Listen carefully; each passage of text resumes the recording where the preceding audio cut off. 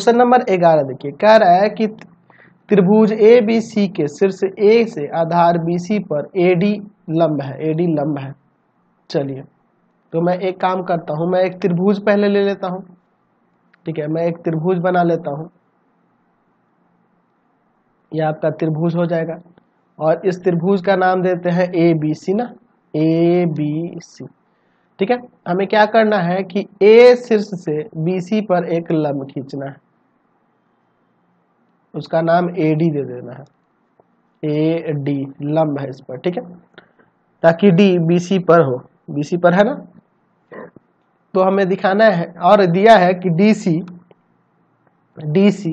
बड़ा है B D से, डी सी बड़ा है बी डी से। तो हमें साबित करना है कि यह ए सी जो है ना बड़ा है ए बी से। चलिए इसका प्रमाण देखते हैं। तो पहले लिख लेते हैं क्या दिया है। दिया है त्रिभुज ए बी सी में यहाँ पर ए डी लंब खींचा गया है बी सी पर, और यहाँ पे इस तरह से है कि डी सी बड़ा है बी डी से। तो सिद्ध करना है, तो सिद्ध करना है, तो सिद्ध करना है, क्या सिद्ध करना है कि ए सी बड़ा है ए बी से। मैं इसमें एक रचना करता हूं, मैं बी सी पर एक बिंदु ई ले लेता हूं, या डी सी पर एक बिंदु है ना, इस पे एक बिंदु ई ले लेता हूं।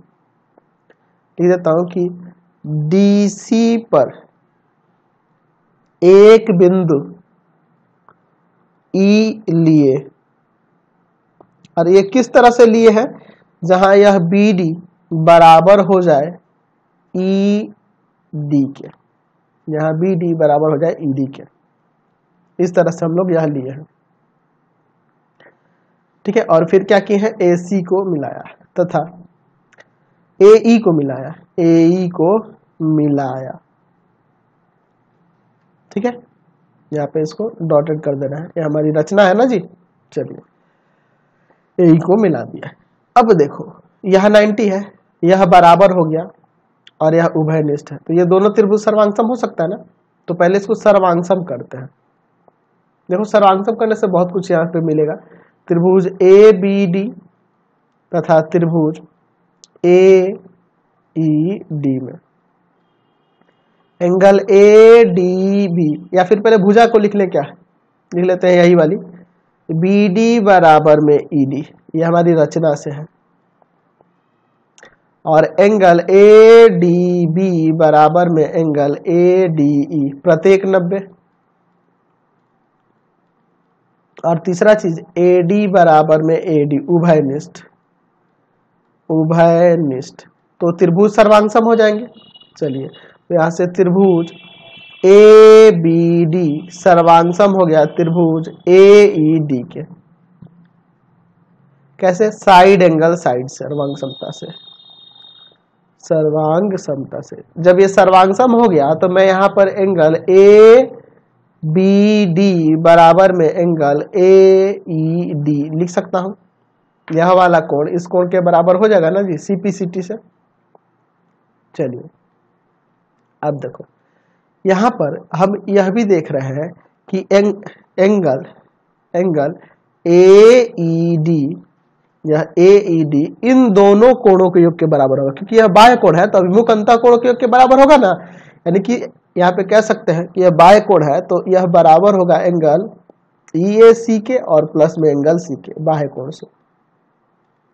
तो जब यह बराबर होगा तो यहाँ पे ए ई डी की बात करें, एंगल ए ई डी, तो यह बड़ा हो जाएगा एंगल सी से, ऐसे भी कह सकते हैं। ए ई डी बड़ा है एंगल सी से, ऐसे कह सकते हैं, क्योंकि यह दोनों मिला के ना इससे बड़ा हो रहा है। अच्छा, हम यह भी लिख सकते हैं ए ई डी को हटाकर ए बी डी भी लिख सकते हैं। एंगल ए बी डी बड़ा है एंगल सी से, समझ गए ना। मैं इसे ऐसे भी लिख सकता हूँ, एंगल ए बी डी को एंगल बी भी सिंपली लिख सकता हूँ, ए बी डी को एंगल बी भी लिख सकता हूँ। तो एंगल बी बड़ा है एंगल सी से, तो एंगल बी जब एंगल सी से बड़ा है तो एंगल बी के सामने वाली भुजा बड़ी और एंगल सी के सामने वाली है ना ये छोटी हो जाएगी, समझ गए ना। यानी कि यहां से हो जाएगा कि ए सी बड़ा है ए बी से, ए सी बड़ा है ए बी से। क्यों हुआ, क्योंकि आपको पता है कि बड़े कोण के सामने की भुजा बड़ी होती है, सामने की भुजा बड़ी होती है, बड़ी होती है। समझ गए ना? चलिए अगला क्वेश्चन देखते हैं। Question number